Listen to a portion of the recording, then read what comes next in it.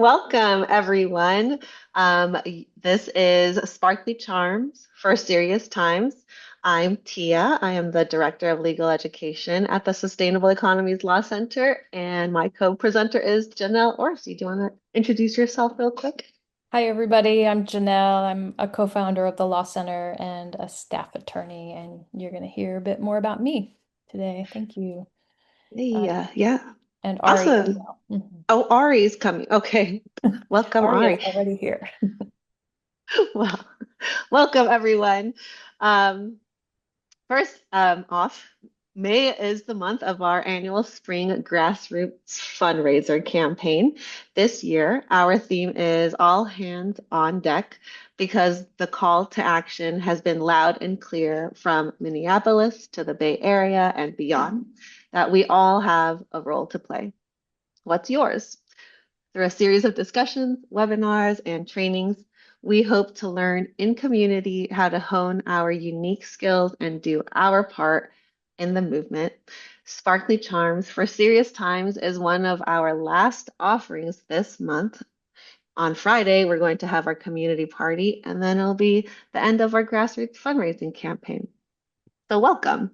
And before we start, we'd like to thank our sponsors and invite you to support our grassroots fundraising campaign.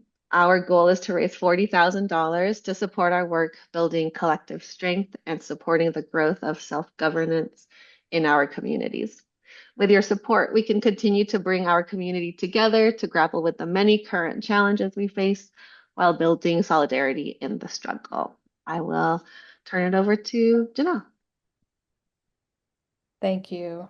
So I'll just kind of get us queued up for what we're going to do today. And thank you all for coming to a workshop that you must have thought, what is this even that I am signing up for? And you signed up for it and you showed up for it. I love you for that. Um, so what are charms? This workshop is our vision for it is that it is a string of charms, one kind of small, interesting, sparkly, or cute thing after another.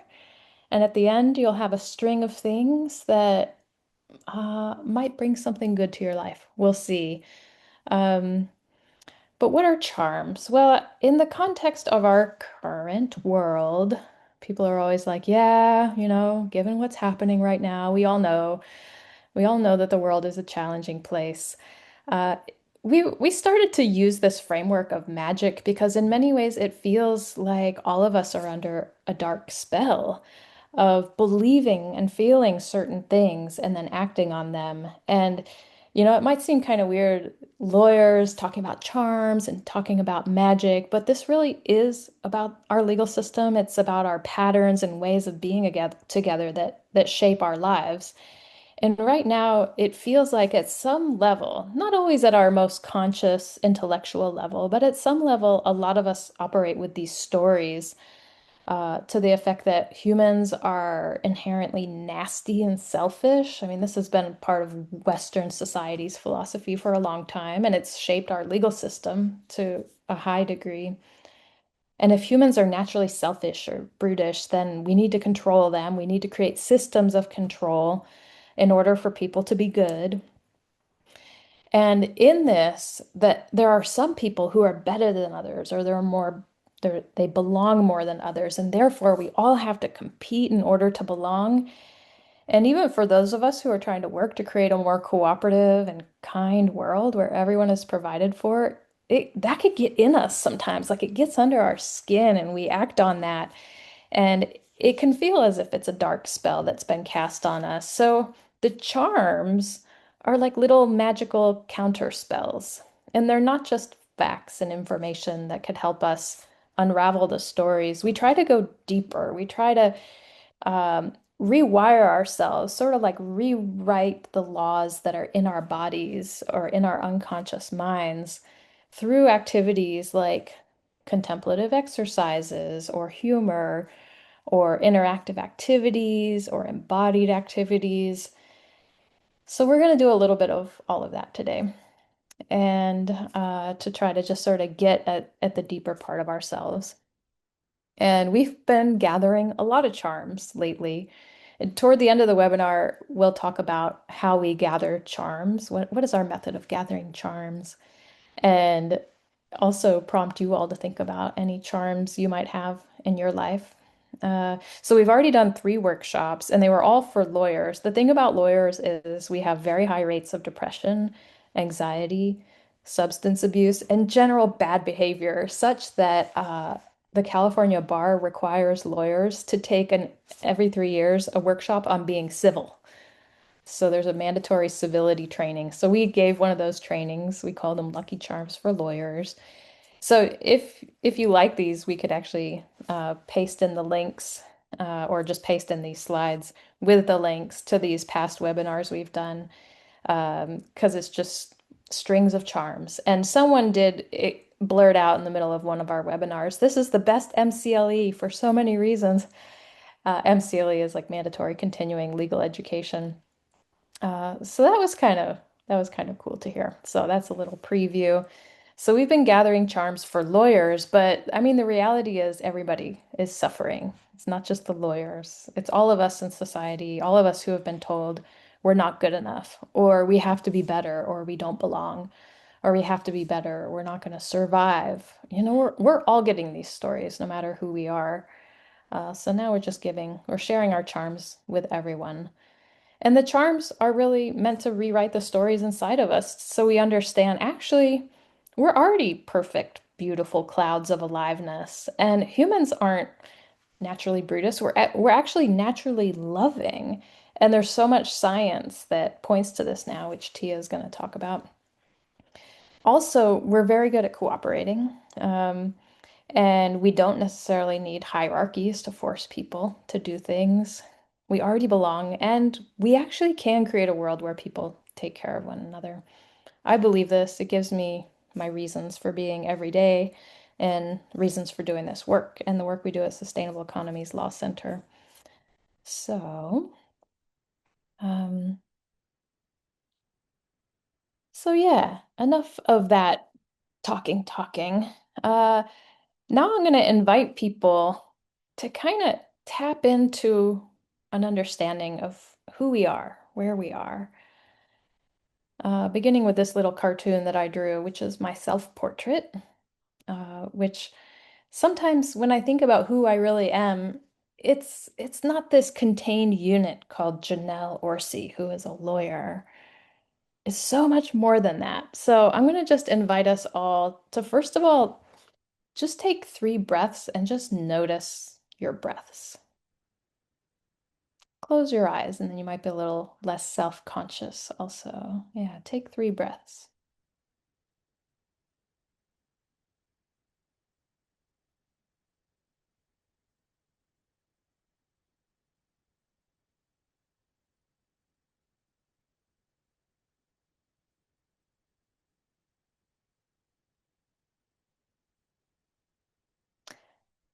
The amazing thing about breath, if you notice, is that before you stop to notice your breath, you are already breathing.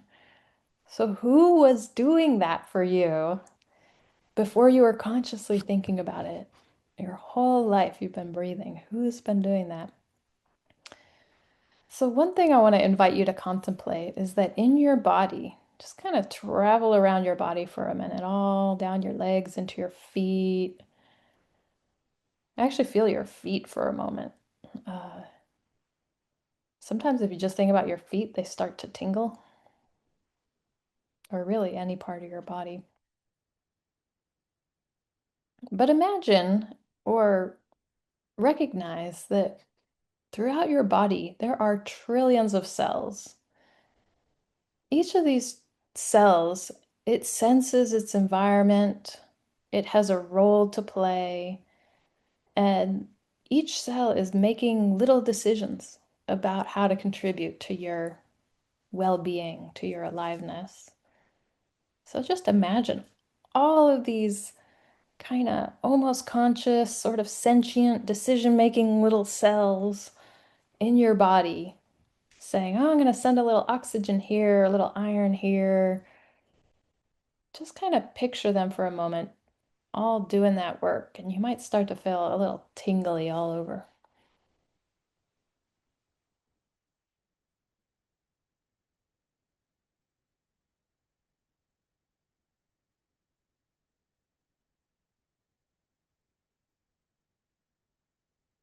At some point, I start to actually feel like that image I drew, kind of like a cloud, just a cloud of beings, a cloud of life.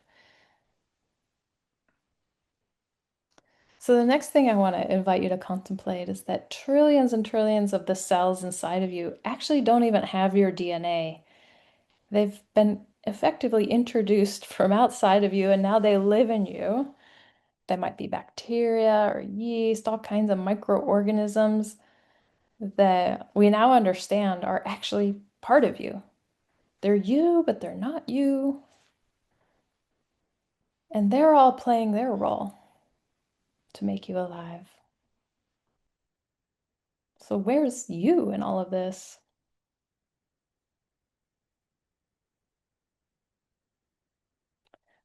Lastly, I'll invite you to contemplate what are these cells made of? They're made of different atoms and elements. They're made of water. And one thing about water is, I mean, we're mostly water, and this water has been on Earth since forever, circulating and recirculating. Prehistoric animals walked up to a pond, drank some water. Later on, they peed. The water goes back to the earth, recirculates. Some of that water could be in you right now. In fact, I'm pretty sure it is. Um, there's also the elements that, the heavier metals that are even part of our bodies that the scientists say most likely came from the explosion of stars because such force was needed to even create them. So, thinking beyond Earth, where did we come from? Think about the air that we're breathing now. Our ancestors breathed this air. Probably everyone on this webinar breathed the air that you are now breathing.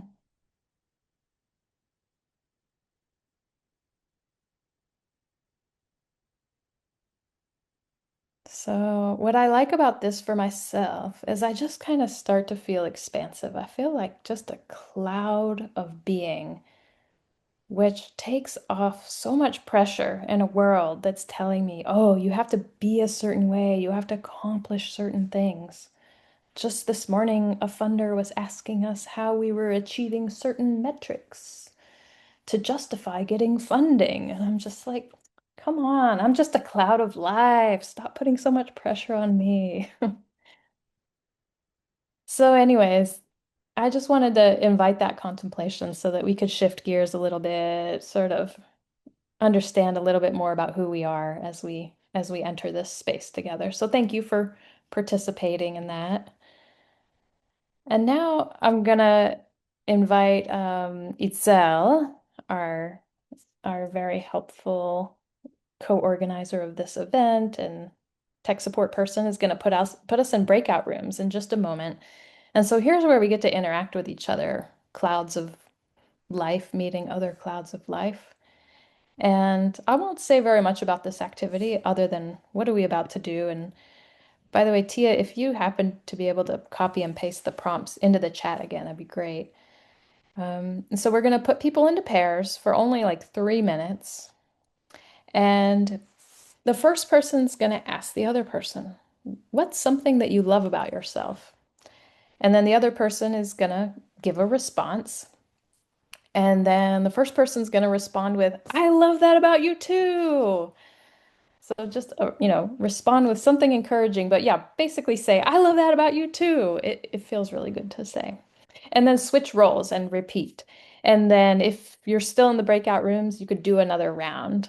Think about something else that you love about yourself. And yeah, we'll see how that feels. And then, yeah, we'll come back. Oh, wait, no, I was going to model it. Actually, Tia, would you model it with me? Hey, Tia, what do you love about yourself? Hey, Janelle. Thanks for asking. What do I love about myself? I love that I take the time every week or every other week to actually go and print out a bunch of pictures of my 4-year-old doing weird things and fun things and cool things, and then collaging them into a journal. I just love that I still do that. I thought it would only be for the first few months, but she's actually way more interesting now than when she was a newborn. I love that about you too, Tia. I love that about Kiki. Thank you. Awesome. Thank you. Awesome. That feels so good. Well, what's something that you love about yourself, Janelle?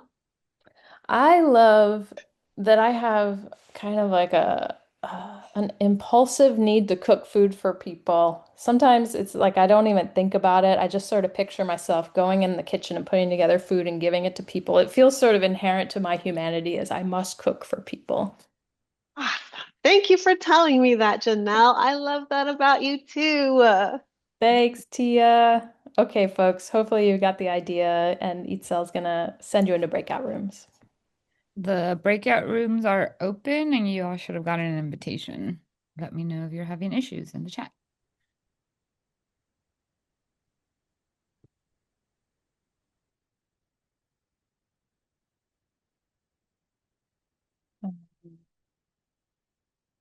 For those of us still in the main room, Sorry, Mhm. trying. Itzel.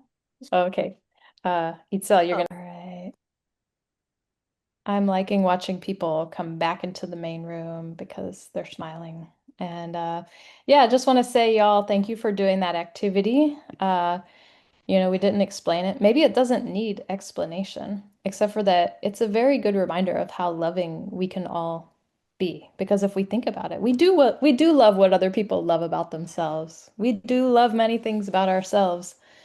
And, a lot of us have social anxiety. I kind of feel like, does anybody not have social anxiety in this society where there's so much competition and meanness? But sometimes I can ease that anxiety if I go into an interaction. I think, really, it's just about this. What do we love about ourselves? What do we love about the other person? And that's what I'm looking for. So, just something you might take with you if you enjoyed that. And I'll pass it off to Tia. Thanks, Janelle. All right. So the next charm is a charm for remembering that humans are basically decent. Because the news will have you believe that humans are not decent. They are basically nasty, selfish, and brutish. And even if you follow independent media or left-leaning media, the news will still have you forget how decent and loving we are because narratives about decency and love are not newsworthy. And I'm not saying to, just forget all about current events and to walk around willfully ignorant to what's happening on the outside world, but we should at least be aware about why we're so susceptible to the doom and gloom of the daily news. And one reason is because of a thing called negativity bias. Negativity bias causes us to dwell on the negative, making bad experiences seem much more important than they really are. And this is a trick that our minds play on ourselves. And it was a trick that was really useful for hunters and gatherers because it's just we're better off being afraid of snakes too often than not at all. So we evolved to be more attuned to the bad than the good. But unchecked, negativity bias will have you believe that all humans are bad. Imagine an alien asking you what Earth is like. Would you tell them about your super funny little sister or your really sweet neighbor or an awesome director named Boots Riley or your coworker, Christine, who brought you some lemons from her lemon tree? Would you tell that alien about those people, or would you tell them to be like careful about people like Elon Musk and President Trump and that dude who keeps leaving his dog poop in your yard? The narrative that you tell the alien and the narrative that you tell yourself really matters. Um, and the news doesn't cover that millions of parents have been rocking their babies to sleep with no expectation of anything in return. It just doesn't cover all the neutral things that are happening or the lovely and decent things, like how I guarantee you somebody named Kyle brought somebody named Ellen to the airport for free within the past 2 weeks. I just know this as a fact, and that's not in the news. Another example is that thousands of teachers have spent their own money to buy something to make their students smile. They do this every day. And some broken-hearted divorcees fell in love with each other yesterday. A toddler learned a dance move. A super busy person helped their friend practice for a job interview. Millions of kids are graduating from high school this month. None of this is in the news. So I'm just going to ask what you can think of. Please type in the chat some headlines that are not in the news today. It could be about something that happened to you or your friend. It could be a random heartwarming statistic, something you're proud of. I'm going to keep going while y'all type, and then Janelle or I will read some of what you share. So please think of things. Um, and it's important for me to keep going because we really are not bombarded with these great headlines. So I'm just going to bombard you today because you're here in our Sparkly Charms for Serious Times event. So there's a 41-year-old who learned how to say sorry and meant it for the first time. A kitten made a baby giggle. Someone learned how to sing the ABCs backwards. Inspired by a renewed love for the environment, someone chose a vegan option for their breakfast today. Countless adults took a picture of some clouds within the past minute, as if it were the first time they had ever seen something so beautiful. And even if that picture isn't as beautiful as what they saw, they're still going to keep taking those pictures. Someone experienced the joy of eating a caramel apple for the first time. Imagine that joy. A children's librarian contemplated suicide the other day, but decided against it and then told everyone about it to raise awareness about mental health. A teenager helped his elderly neighbor by carrying her groceries up the stairs. An overwhelmed parent noticed that their toddler is finally taller than their dog, and something about this random fact made them tap into an endless reserve of patience for the night. My friend recently met a group of 6-month-old puppies when she visited a federal prison for work. She said that there's this program where people in prison train the puppies for a year to help veterans with disabilities. And even if you're anti-prison and anti-military, isn't it just nice that these puppies exist? Um, the last one I have before I read the chat is an average of 30,000 people escaped extreme poverty every day last week, and 30,000 people are expected to escape poverty every day for the next 6 years. And that is just not in the news. And I anticipated that I wouldn't be able to find the chat, but Janelle, do you mind reading some or all of the headlines you see? Well, I hope other people are reading them because we got some good ones. This just in, though, cantaloupes are delicious and perfectly in season. Um, we've got toddler meets baby twins for the first time and gives them a hug. We Oh, also have an 80-year-old white man sat down in a group to learn the history of why it's called Indigenous Peoples Day. Breaking news, instead of recycling cardboard, moving boxes, a neighbor reused them to grow this summer's tomatoes. That's just a few things you can read in the news on this chat. awesome. Thank you so much, Janelle. Okay, well, um, so as far as I know, none of the things I said or the things that you've shared were, even though they're true and good, they were not in the news today. But you know what was in the news recently? Netflix is streaming a new adaptation of Lord of the Flies. It's based on a book about a plane load of British schoolboys who crashed on a deserted Pacific island. And in this book, a leader is selected from that group of boys, and they make 3 rules, or the leader makes 3 rules. One is to have fun, two, survive, three, tend to the fire for smoke signals. But before long, they stop following the rules. They cast off their clothes. They develop overpowering urges to punch, kick, bite, and then murder. And apparently, the Netflix it's not it's the BBC rendition that the Netflix has just bought, but this adaptation is really supposedly realistic and good and will really make you think about young boys and how they are troubled. And in high school, when I read the book, I remember thinking a bunch of boys trapped on an island turn uncivilized. That sounds about right. That checks out. I bet you that that's what would happen. But do you know the story of the real Lord of the Flies? Historian Rutger Bregman spent a year researching the real Lord of the Flies and then made it his goal to tell the story to as many people as possible. So now I also try to tell the story as often as possible. So thank you for sticking with us if you've already heard the story. In 1966, six boys really did get trapped on a deserted island with no grown-ups.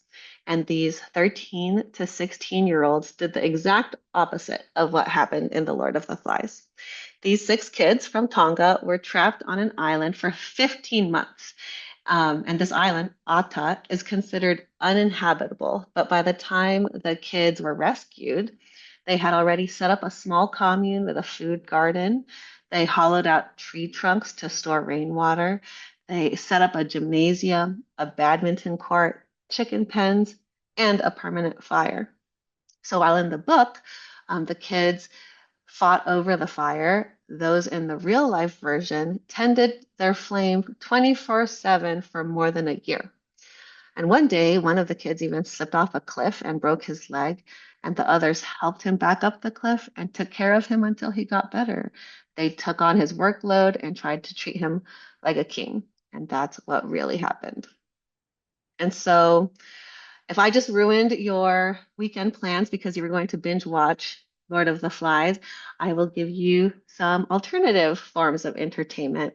One is this novel that a bunch of us at the Law Center have read. It's a helpful book for imagining a future where people are taking care of each other and are still grappling with some of the horrors that we're going through today. It's called Everything for Everyone.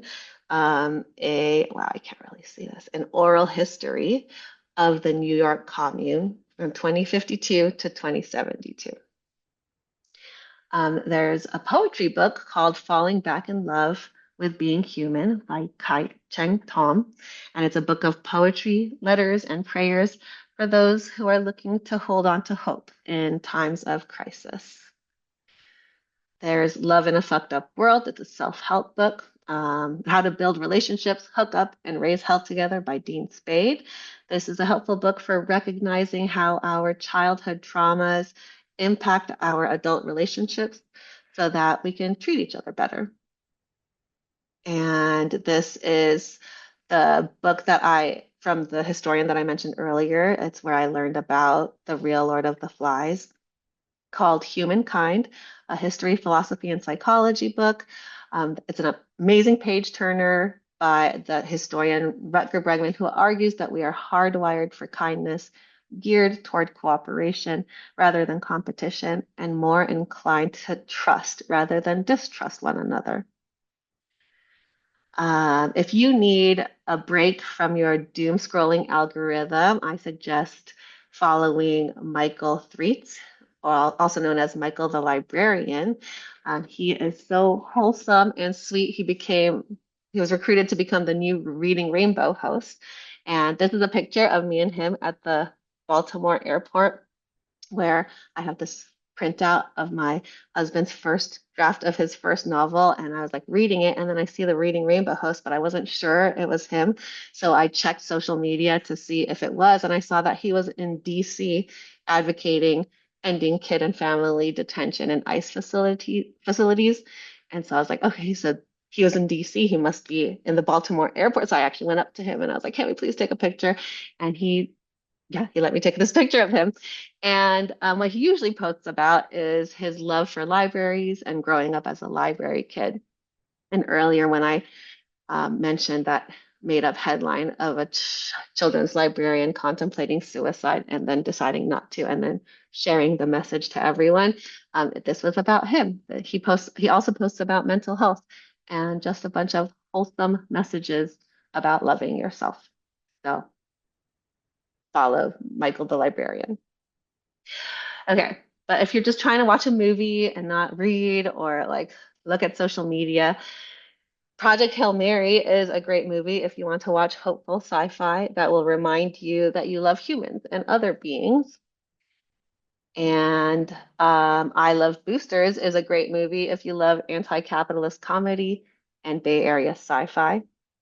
The absurd elements and humor in the movie made me really appreciate Boots Riley and other artists. Like, there's weird and inspiring stuff in your brain, and you put it out there. That's so awesome. That's just love and decent. Um, if you're trying to sign up for a new newsletter, Kelly Hayes' Organizing My Thoughts newsletter is great content about rejecting despair narratives. And this was recommended by my coworker, Nicole.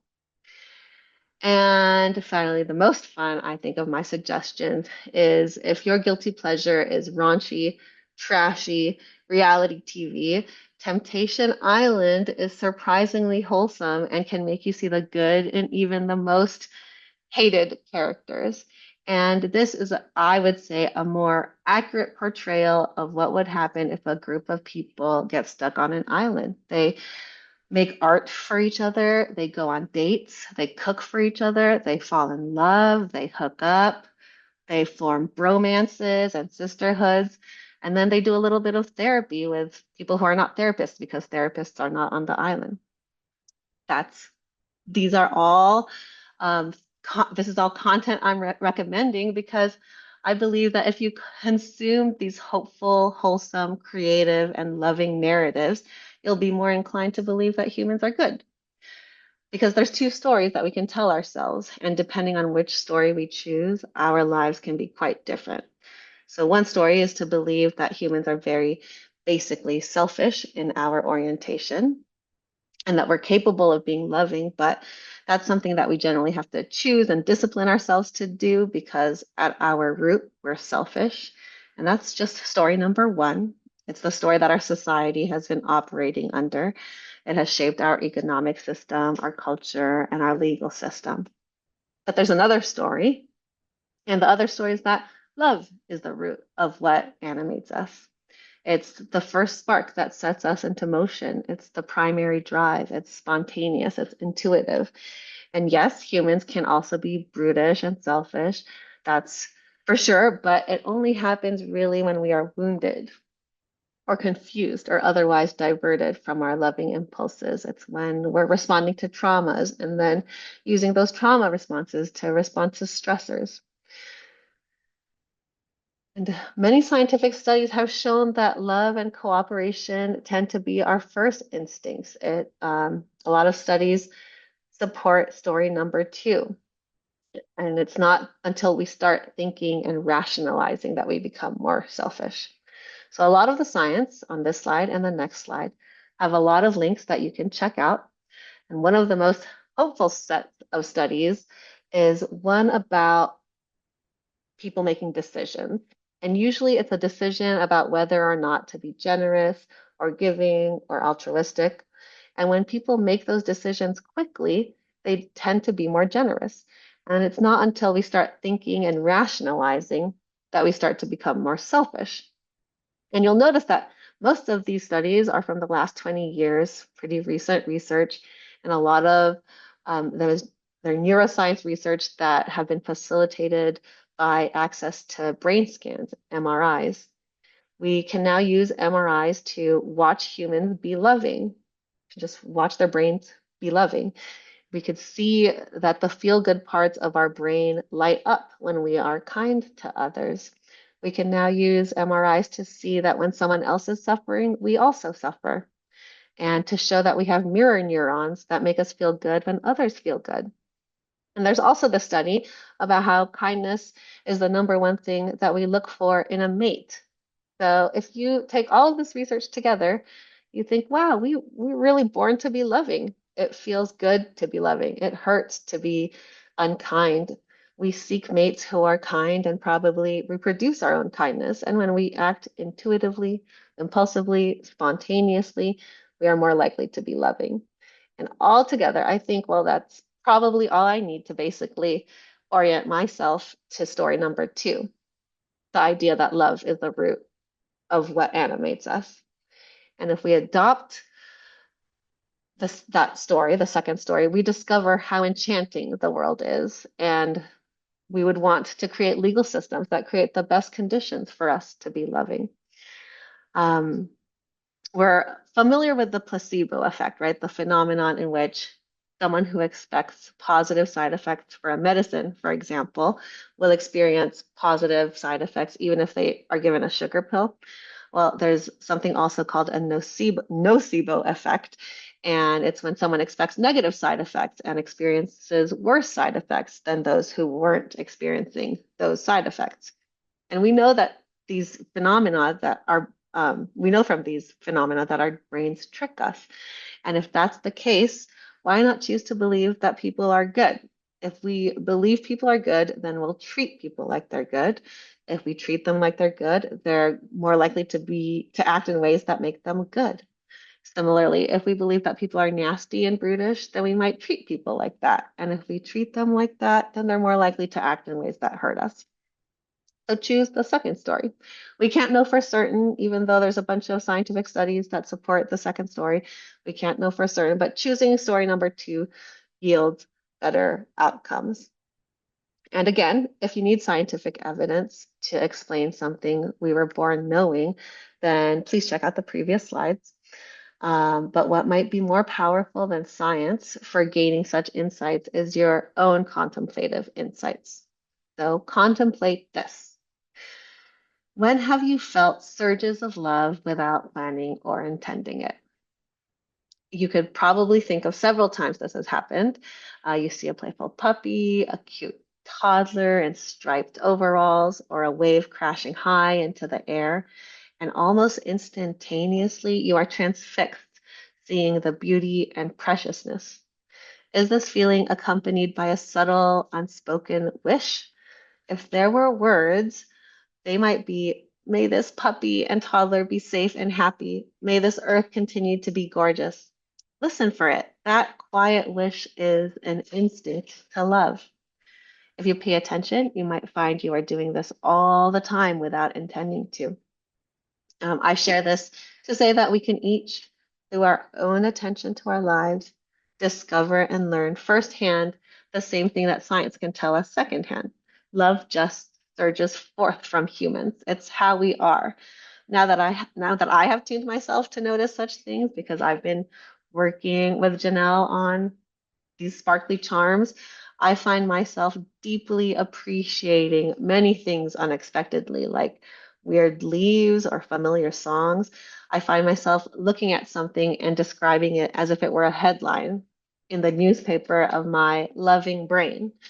If you teach yourself to notice how love bursts out of you, it deepens your trust in yourself and it can deepen your trust in others. And that is the charm of remembering that people are basically decent. I think the next one is this Ari's? Yeah, it's me. Awesome. So you could probably, yeah, stop sharing. Thanks. Nice. Okay. Thanks. So, in addition to all the positive things that come about from how much of our human behavior is animated by love, one of the things we've been learning at the Law Center is how even harmful behavior can be animated by love. That oftentimes beneath anger or harshness, there's usually an attempt to protect something that we cherish. Um, and many of us have experienced that when what we are protecting comes into conflict with what someone else is trying to protect, it leads us to not act as our best selves. We can become sharp or defensive or withdrawn, and the person we're in conflict with can do the same. We're generally taught to see conflict as a failure, not as something animated by love. And in the legal profession in particular, we're taught to see conflict adversarially, to defend why we're right and the other person is wrong. So this charm is about shifting our approach to conflict away from who's right and who's wrong, and away from conflict being something to avoid. It's about instead examining the underlying expression of care behind conflict and encouraging ourselves to pause long enough to ask, what am I protecting? What is the other person protecting? As a way to create space away from the intensity and reactivity that comes about in conflict and to lean into our compassion for others. So, this charm invites you to explore this idea in an imaginary way by picturing conflict as two people standing guard over something they both cherish. So, take a moment to settle in your chair, soften your gaze, Close your eyes. Notice your breath. Notice your shoulders. Let your jaw unclench slightly. Soften any tension in your hands. And place one hand over your chest, feeling your heartbeat.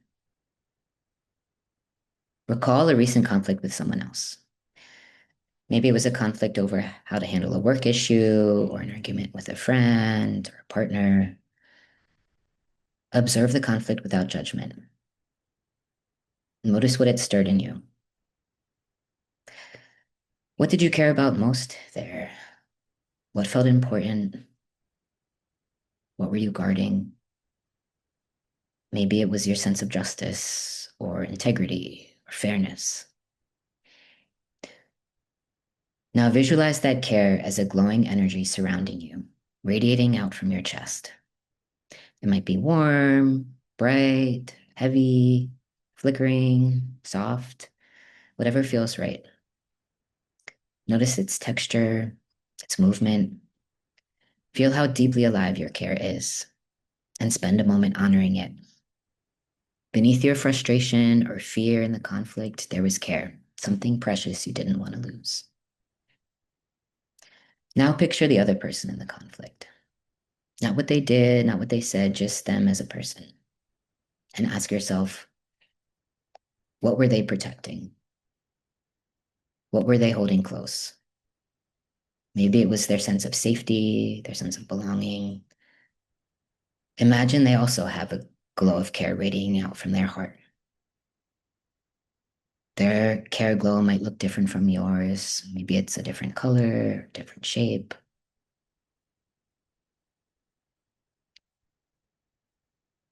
Now create an imaginary scene for the conflict. Picture being in a shared space, like a clearing in the woods or a porch, circle of light. And in the center is the thing that you were in conflict over. See both of you standing in the space as guardians, as protectors, not as aggressors. You're both standing watch over something that matters to you, each of you radiating with glows of care. For a moment, let the glows of care exist separately. Now allow the edges of your glow of care and theirs to draw closer together. Notice where your glows touch at the margins and experiment with seeing illumination instead of collision. Sense the warmth of their care glow. Where your glows meet, the space grows brighter and warmer. And notice the possibility of curiosity and connection forming in that shared space. Focus on the warm light of your touching glows.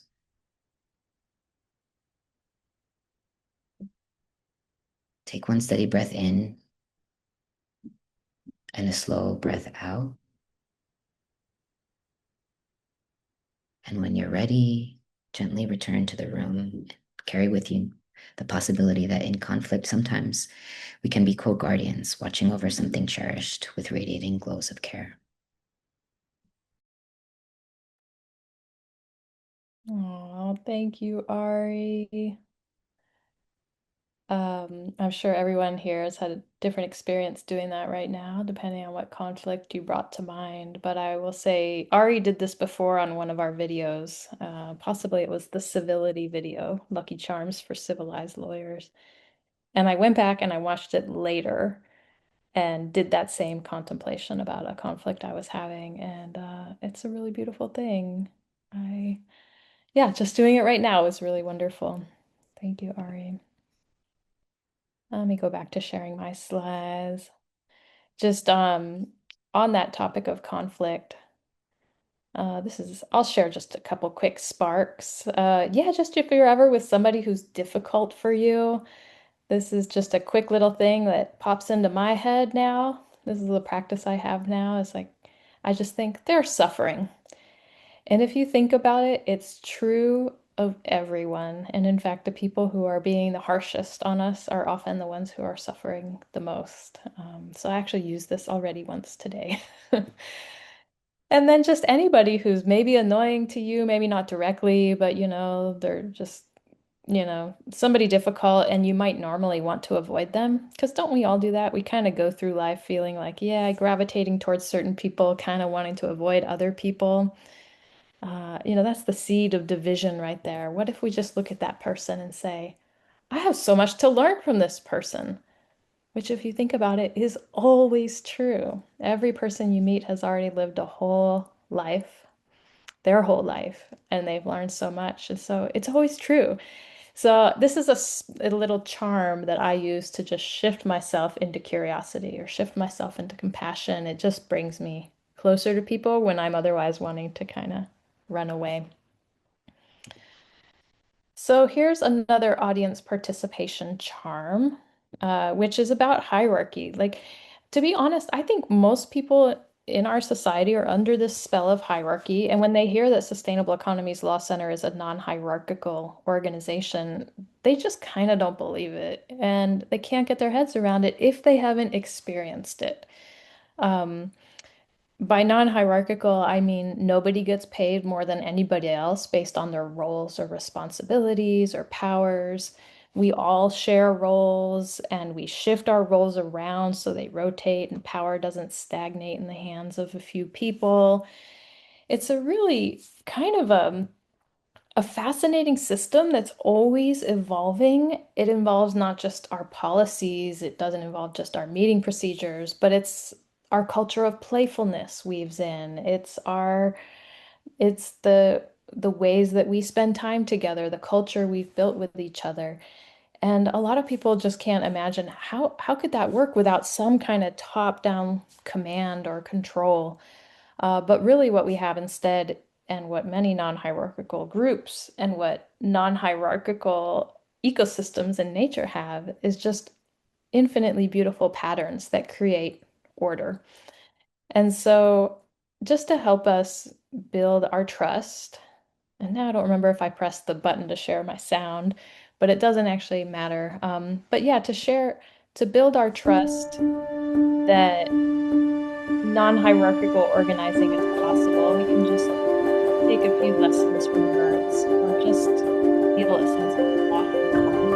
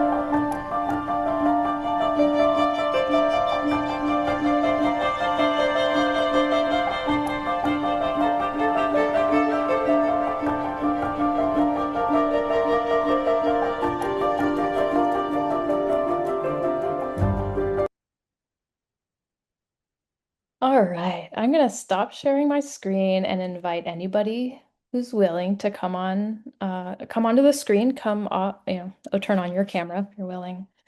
And by the way, I've got to say that that video always does something to me in different parts of my body. Like I could feel different parts of me kind of lurching or wanting to gasp or wanting to cry. Just when I think I'm kind of, okay, I got it, birds in formation, then they'll split off and go like that, and I'll be like, so, um, So yeah, I was just gonna do a little demonstration. I would appreciate it if other people could sync up with me as if we are a flock of birds. And I'm just gonna move slowly.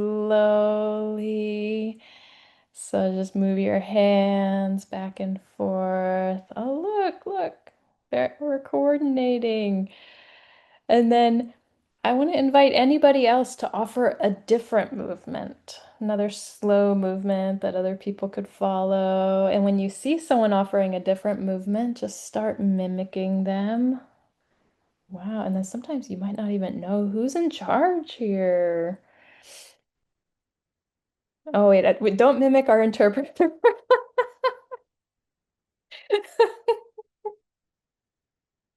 Oh, okay, I see other hands. Wow, cooperation without hierarchy.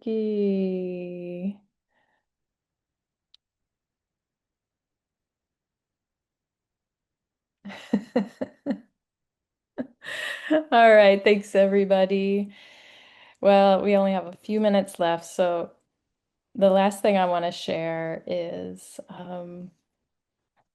that you all might have charms of your own. And in fact, this is how we come up with our charms. We basically ask ourselves, what has helped me lately? What's helped me break the spell of fear or isolation or competition? What's helped me fall back in love with the world or with humans? What's helped me trust myself? And, ask your heart that question. And you might think of something that's helped you lately and then share it, turn it into a little lesson you could share. And I just put a few extra slides in. I'll just share one of them. What if you imagine you're a cat and just pet yourself on the head? And then imagine feeling the way a cat would feel if it were being pet on the head. And you know how cats will just sort of lean into it and it's just like, oh, it's the best thing in the world. I don't know. It might be a charm that helps you. It might not. But those might be your charms. In the chat, I'll share some other things that I've written. I put out a little book of charms. I call them sparks. I'm also working on writing a book that asks, what would our legal system be like if we understood that humans are loving? And yeah.